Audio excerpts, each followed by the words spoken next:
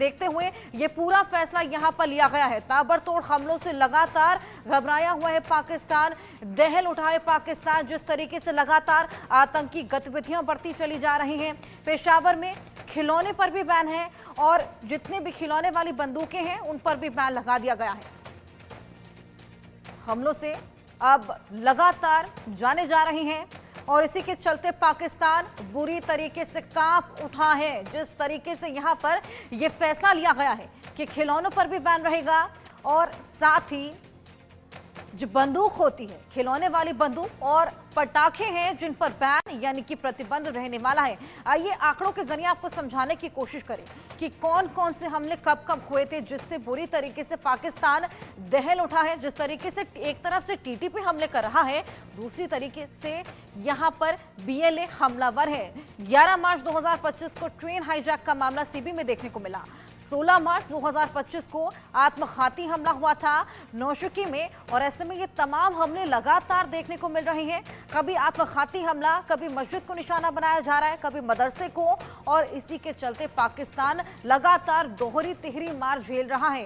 ये जो अंदरूनी कला है, ये जो आतंकवाद का पनागा पाकिस्तान को कहा जाता था, ऐसे में अब उसी आतंकवाद की जड़ें इतनी फैल गई हैं कि अब पाकिस्तान बुरी तरीके से दहल उठा है। फरवरी में अटैक हुआ था, पाकिस्तान हाईजैक हुआ था। कितने आतंकी अटैक हुए, कितनी मौतें हुई, कितने घायल हुए, ये आपकी टीवी स्क्रीन पर आंकड़ों के जरिए देखिए। आतंकी अटैक हुए 54, मौतें हुई थी 121 और घायल हुए थे 103। ये आंकड़ा बेहद बड़ा और बेहद भयावह भी है। जिस तरीके से लगातार 54 अटैक अभी तक हो चुके हैं, इसमें 121 लोगों की अपनी जान गंवानी पड़ी है। और आपको याद ही होगा कि इस तरीके से जाफर एक्सप्रेस भी हाईजैक हुई थी। ऐसे में तमाम दावे दोनों ही ओर से किए गए थे। पाकिस्तानी सेना का कुछ और कहना था और वहीं बीएलए का कुछ और कहना था। ऐसे में असल में आंकड़ा था बेहद बड़ा। और आपको ये भी बताएं कि फरवरी में खैबर पख्तूनख्वा किस तरीके से दहला, कितने आतंकी अटैक हुए, कितनी मौतें हुई, कितने घायल हुए। टीवी स्क्रीन पर आंकड़े हैं। आतंकी अटैक 30 हुए हैं, मौतें हुई हैं 45 और घायल हुए हैं 58। आप देखिए कि फरवरी महीने में 28 दिन होते हैं, 30 यहाँ पर आतंकी अटैक इस महीने में हो चले हैं और 45 मौतें, घायल हुए हैं 58। ये बेहद बड़ा और डराने वाला आंकड़ा है। जिस तरीके से लगातार आतंकी गतिविधियां पाकिस्तान में बढ़ती चली जा रही हैं, ऐसे में अब देखना होगा कि नियर फ्यूचर क्या है पाकिस्तान का, किस तरीके से पाकिस्तान की जड़ों को काटकर फेंकने में पाकिस्तान सक्षम रहता है। आदर्श कुमार और हुसैन जावेद हमारे साथ जुड़ गए हैं। आदर्श कुमार वरिष्ठ पत्रकार हैं, हुसैन जावेद पाकिस्तानी पत्रकार हैं। उन दोनों से बातचीत करेंगे, इन आतंकवाद की जड़ों को लेकर बातचीत करेंगे। सबसे पहले हुसैन, मैं आपके पास आना चाहूंगी। जिस तरीके से लगातार दोहरी तिहरी मार पाकिस्तान लगातार झेल रहा है, ऐसे में आतंकवादी गतिविधियां लगातार बढ़ती चली जा रही हैं। क्या स्ट्रैटेजी अब पाकिस्तानी सेना की ओर से अपनाई जा रही है और क्या लगता है आपको कि खिलौने बैन करना और ये प्लास्टिक की बंदूकें बैन करना, महज इनसे काम चल जाएगा? जी हर्षा, सबसे पहले आपका शुक्रिया कि आपने इनवाइट किया। देखें, ये जो स्टार्ट की आपकी स्टोरी है जिसमें आपने गन टॉय की बात की, आपने फायर क्रैकर की बात की, पहले तो मैं इस पर रिस्पॉन्ड करूँ तो मैं समझता हूँ कि ये बहुत ज़्यादा मैच्योर स्टेप है। मुझे आज तक समझ नहीं आई कि हम अपने बच्चों को, खासकर जो बॉयज़ होते हैं, उनको खेलने के लिए इस तरह की गन्स, बेशक वो टॉय हो, उनको क्यों देते हैं। आई थिंक ये कोई अच्छा ट्रेंड नहीं है। ये इंसाइटमेंट टू वॉयलेंस की जानिब जाता है। क्यों नहीं हम उनको फुटबॉल देते, क्यों नहीं हम उनको हॉकी देते, क्यों नहीं हम उनको बैट बॉल देते, जो कि बहुत ज्यादा हेल्थियर एक्टिविटी भी होती है। तो मैं खुद इस बात के हक में नहीं हूं कि छोटे बच्चों के हाथ में इस तरह से टॉयज जो कि जिसमें गन हो, जिनमें पिस्टल हो, इस तरह की चीजें उनको दी जाएं, क्योंकि आजकल का जो माहौल है उसमें ये कोई इतनी अच्छी चीज है नहीं और इसका फायदा भी नहीं होता। क्या हम चाहेंगे कि हमारे जो बच्चे हैं वो अगर उनके हाथ में असली गन हो, असली पिस्टल हो, क्या हमें अच्छा लगेगा?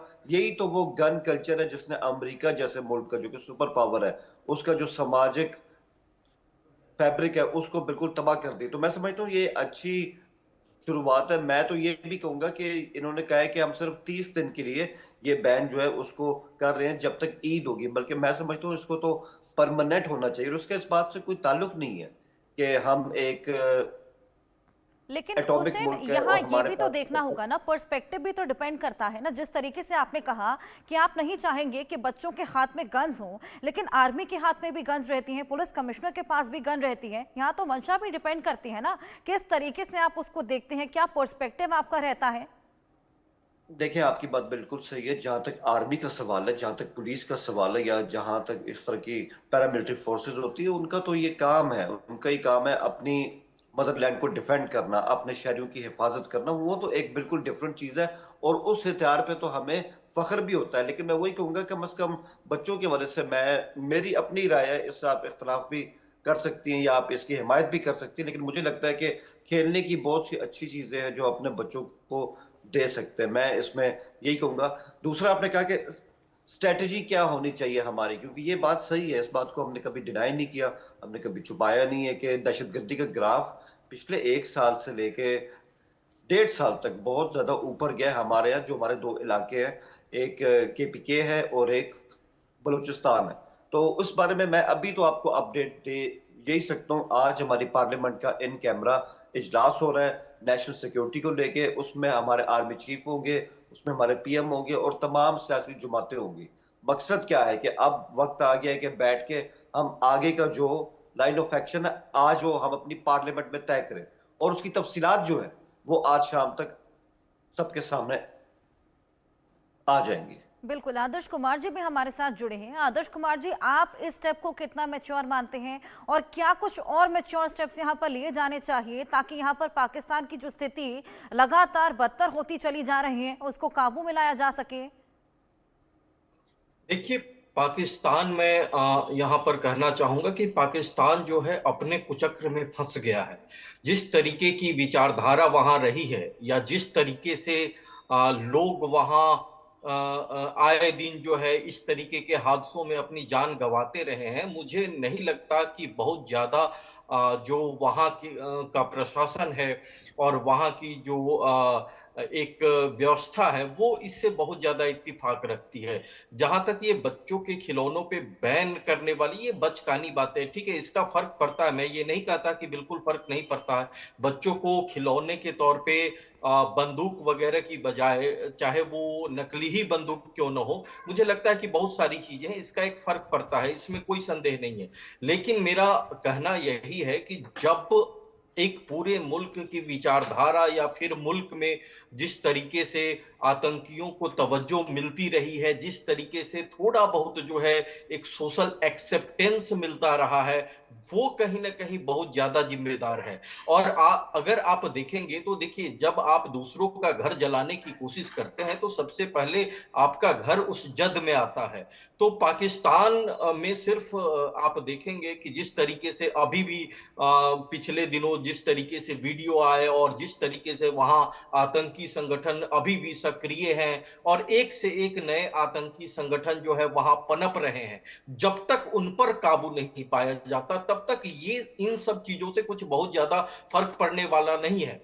तो पाकिस्तान को ये समझना होगा कि अब जो है जिस तरीके से पूरी दुनिया तरक्की कर रही है और जिस तरीके से हर मुल्क जो है आगे बढ़ रहा है, तो कैसे वो अपनी व्यवस्था में सुधार लाए, कैसे अपने विचार को परिवर्तित करे, कैसे वो बिल्कुल शांति व्यवस्था के मार्ग पर चले, कैसे वो अमन चैन को तवज्जो दे। तो ये उसको ध्यान में रखना होगा। मुझे लगता है कि यहां पर जब तक विचारधारा के स्तर पर, विचार के स्तर पर जब तक बहुत ज्यादा बदलाव नहीं होंगे, तब तक इन छोटे छोटे फैसलों से बहुत ज्यादा जो है कुछ फर्क पड़ने वाला नहीं है। बिल्कुल हुसैन, जब मदरसों में अटैक हुआ, जिस तरीके से मस्जिदों में भी अटैक हुआ था, मौलाना को यहाँ पर निशाना बनाया गया था, उसके बाद ये एक्शन लिया गया खिलौनों पे बैन वाला, इसके अलावा कोई एक्शन नहीं लिया गया? देखिए, इसके अलावा मैं यही कहूँगा कि यहाँ पर सोचने की बात है कि जो हमारे उलमा हैं, जो हमारे मौलवी साहिबान हैं, अभी आपने खुद जिक्र किया कि एक को इस तरह से शहीद भी किया गया, तो इनका मकसद क्या है कि ये भी एक तरह की सिस्टमैटिक किस्म की टारगेट किलिंग है कि उन तमाम उलमा को शहीद किया जाए जो आज भी अमन की बात कर रहे हैं, जो आज भी टीटीपी से ये कहते हैं कि आपको हथियार फेंकने होंगे, आपको स्टेट के साथ बात करनी होगी। तो जितने भी लोग इस तरह की रिकॉन्सिलिएशन के एटीट्यूड के साथ चल रहे हैं, उनकी भी चुन चुन के टारगेट किलिंग की जा रही है। और मैं आपको बताऊं, मजे की बात है कि कहीं ना कहीं इसमें टीटीपी इन्वॉल्व नहीं है, वो भी इनका एहतराम करते हैं। इसमें कई एक तीसरा फैक्टर भी जिसको हम कह सकते हैं उसकी तरफ जो है वो उंगलियां उठ रही है कि आईएस जो है कहीं ना कहीं वो नहीं चाहती कि इस तरह की जो है